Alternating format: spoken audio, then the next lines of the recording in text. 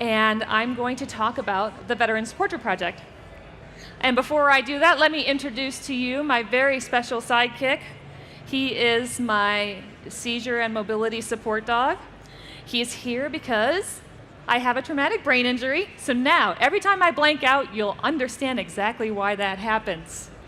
And if it's not why, I'm going to blame it on that. And anyway, I digress. So, the Veterans Portrait Project. There we go. Isn't he the cutest? Such a great distraction. And to all of you out there who are watching the live stream, thanks for hanging out. I'm going to talk to you a little bit about my time as a combat photographer in order to better understand how I got to the project. Now, I was 17 when I enlisted in the Air Force.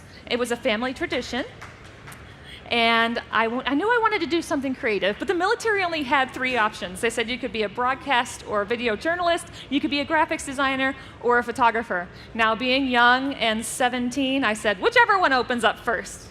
Luckily, it was photography. My first 4 years, I really spent just learning photography and doing intelligence, which in the military seems like an oxymoron, right? I'm only kidding, that was a joke. But I digress. I wanted to become a combat photographer because it was the pinnacle of any photographer's in the military's dream. I was accepted in July of 2001 and reported to combat camera in January of 2002. Now, a lot transpired between that time. 9/11 was one of them. So by the time I got to Charleston, South Carolina, my combat camera unit, most of the people were deployed. Now, my unit was a Nikon unit, and so they taught me all the gear, and they issued me a kit. I went out, and I began to train, not just on the photography equipment, but how to be a journalist, how to transmit imagery via satellite systems, but most importantly, how to survive in combat. Now, these are months and months of training, which led to several trips on the road. As a military photographer, my job was to cover stories that the military operations were conducting worldwide. So from the time I got to combat camera, I had photographed military members doing humanitarian relief assignments, doing training with other countries, but also combat operations in 41 countries. On the average, every year, I was on the road 280 days. So I didn't really have much of a social life. Honestly, that really didn't bother me because I had the best job ever. Now, when I was young, I had a different idea about what photography meant to me. And as I got older, more worldly, and I began to experience all the things I'd seen, it changed my viewpoint quite a bit. I went from a journalist that kind of documented from the outside to being in it and documenting from the inside out.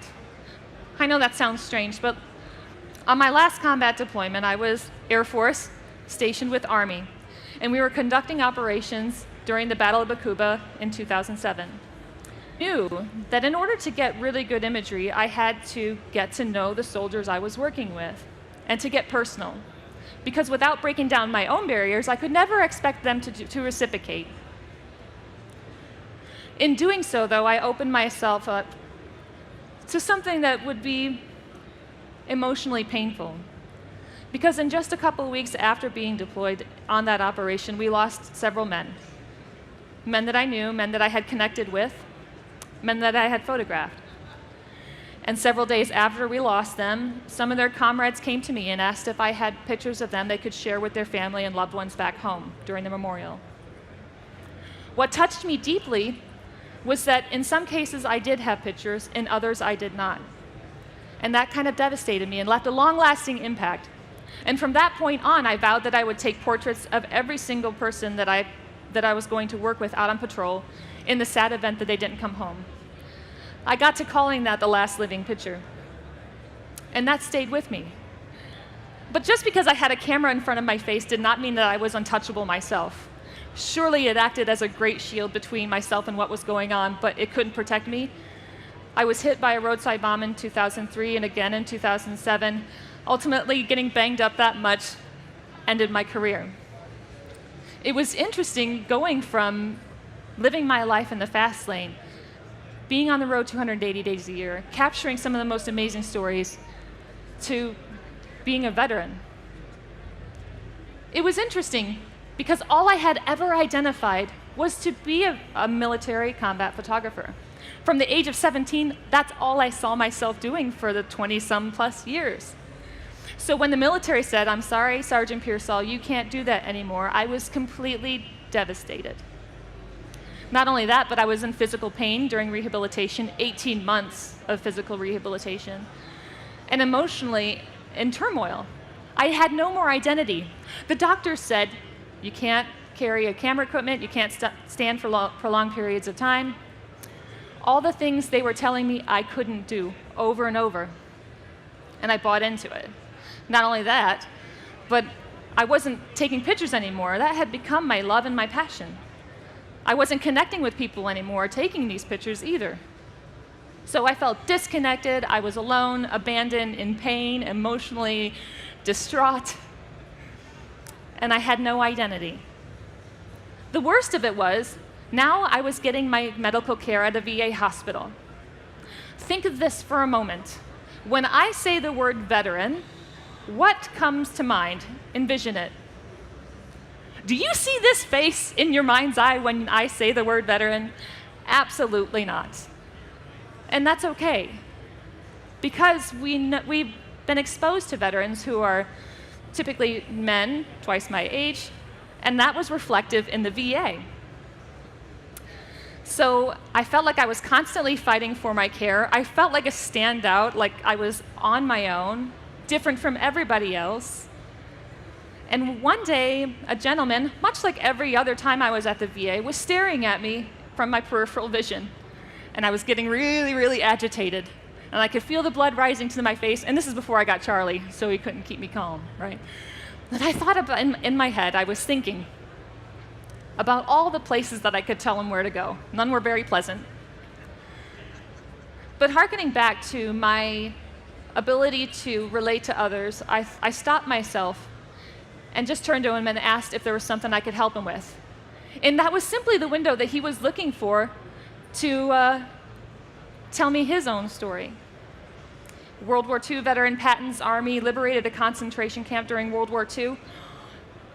I felt mortified. I was about to tell one of our national treasures some very not so nice things, and I felt humiliated within myself. Here's the thing. All the time I thought he was being prejudiced against me because I was a woman. I was the one who was prejudiced against him because he was an elderly man. I had like this epiphany. And then it realized, I need to capture this man's story.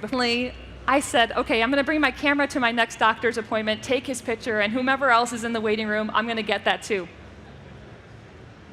All it took was inspiration. So the Veterans Portrait Project began. I didn't have a name for it at the time. Seriously, I was just bringing my camera, taking some portraits, giving them to the veterans and saying, hey, thanks for your service. What happened in that time, though, was I had the camera back in my hands. I was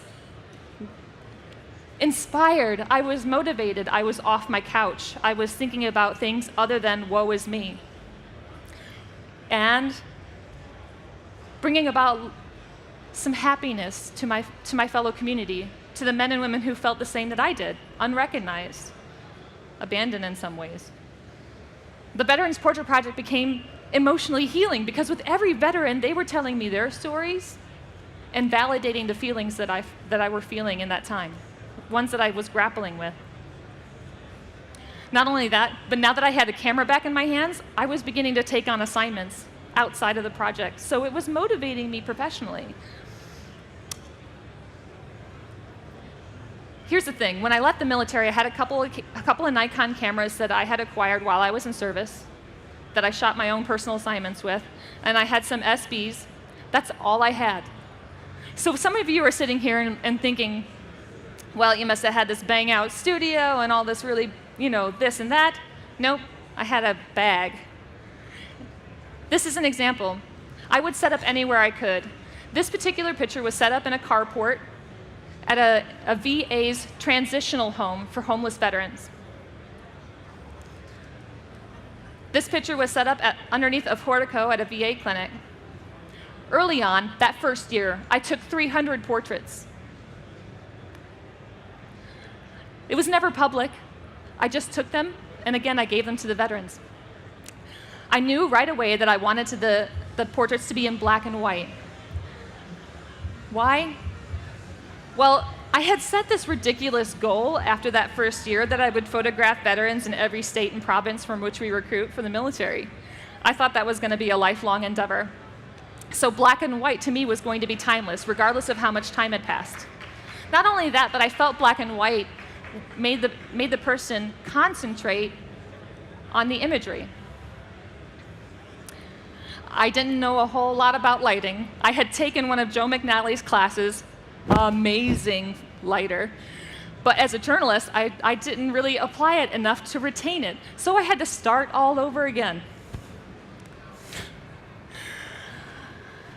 It was a learning process. After that first year, I learned lighting, and I learned that all I needed was 4 lights, a backdrop, a camera.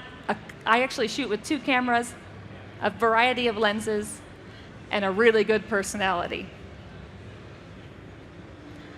The project begins with a connection. From the time that I meet the veteran, I have them fill out a model release form. It's not your typical release form. It has and archives every single thing about that military member, when they enlisted, how they served, how long they served, what was their function. And then from there, I look at anything that I can connect with just to have a conversation. It's extraordinary what they're willing to share with me. But here's the thing. I was so upset about losing my career as a combat photographer that I couldn't see the forest in spite of the trees. I had to have experienced that part of my life to best relate to the work that I'm doing now. Because a veteran won't talk about their experiences with anybody off the street. You had to have been there. And for me, that's how I relate. By the time they come in my studio, it's like we've been friends for years. And in that time, I capture their moments, 10 minutes or less.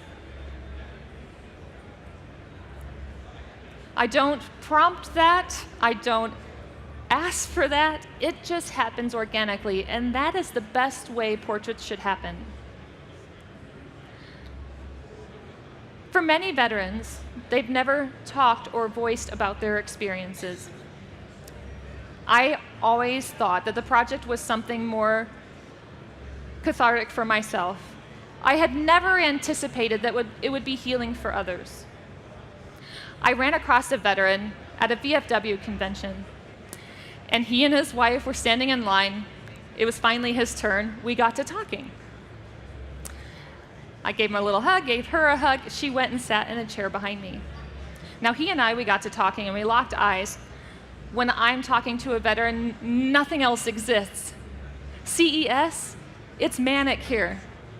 The VFW convention, equally as stimulating. But when I'm photographing and he and I were in that moment, everything else melted away.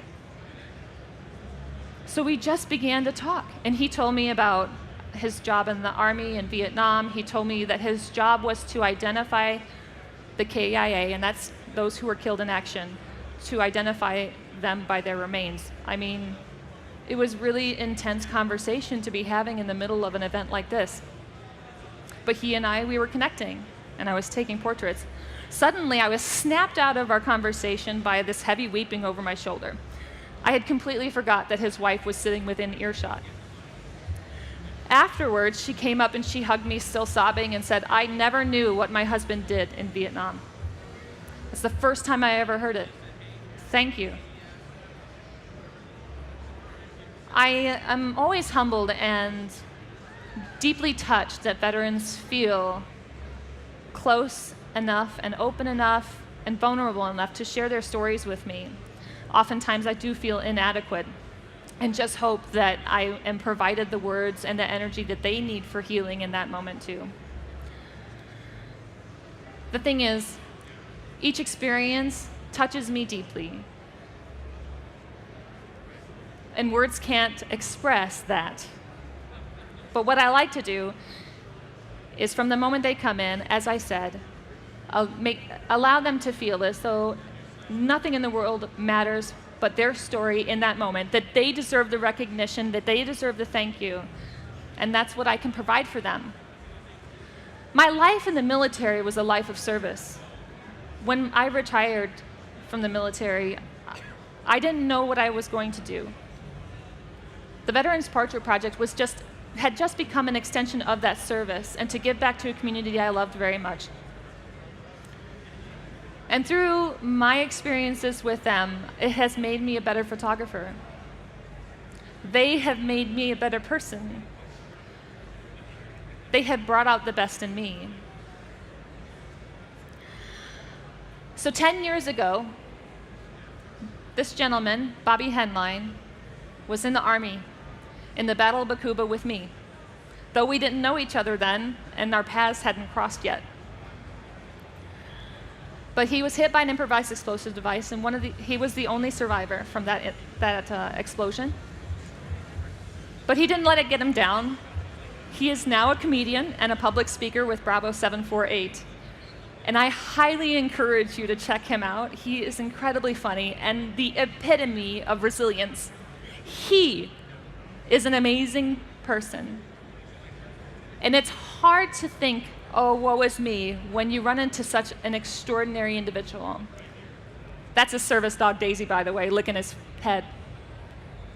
Cute. Now, I set this lofty goal that I would photograph veterans in every state and province. So where am I now? It's been 10 years, okay? 6,500 veterans I've photographed.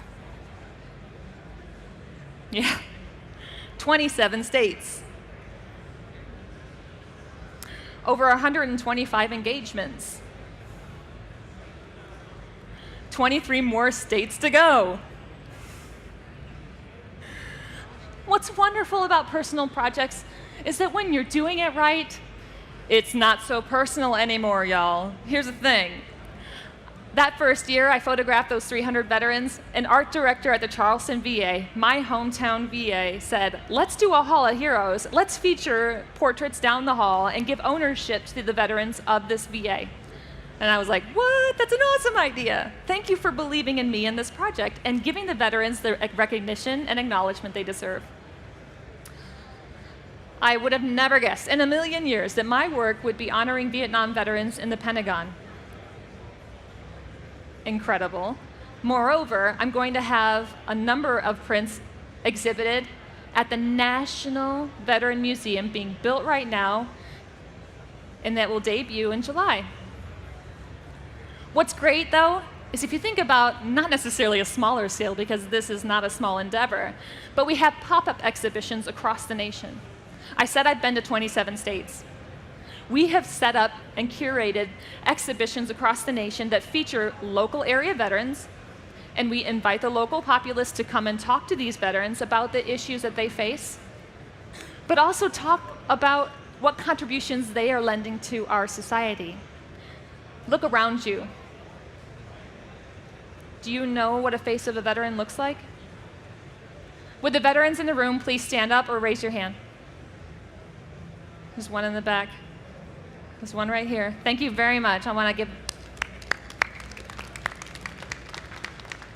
1% of American population are veterans. We don't know who we're sitting to, or we don't know who we're talking to in the market.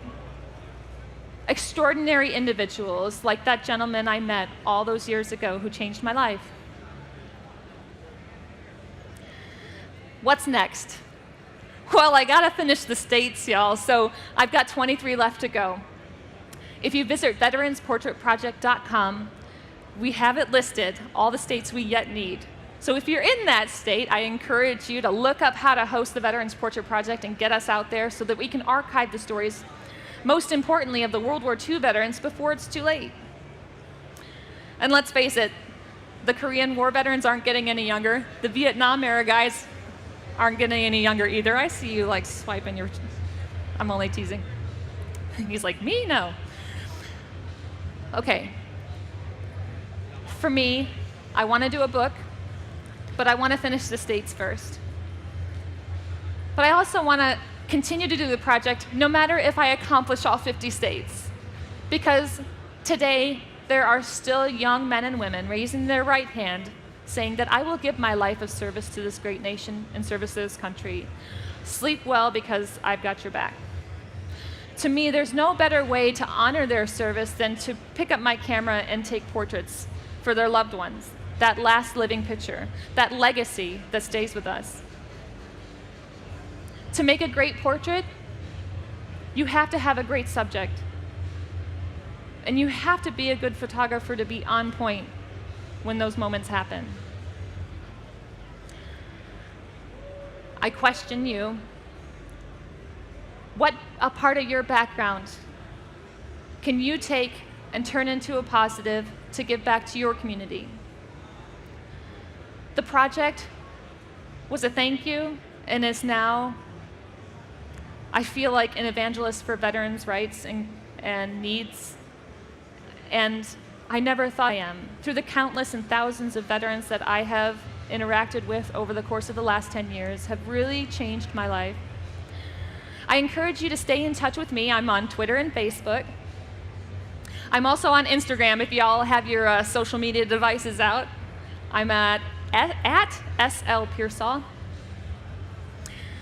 Life, it often throws us a curveball, right? 2 years ago, I had a grand mal seizure because of my traumatic brain injury that I sustained in Iraq. Just when I thought I was getting ahead of everything, I had a setback. I had to reevaluate my life at that point. I was doing 25 to 27 Veterans Portrait Project events a year across the nation. That was a lot. And in that moment, I knew that I had to ask for help. What's strange was I felt like I was providing help for everybody else and not asking for it myself. So in turn, I applied for a service dog who has allowed me the freedom to be here with you today. Charlie, hi, stand. Yes, high five. Yes, good boy. Sit, handsome man, good boy. So if you want to know a little bit more about Charlie, visit americasvetdogs.org. He is, well, dare I say, my soulmate, because my husband's back there, my favorite veteran on the planet. But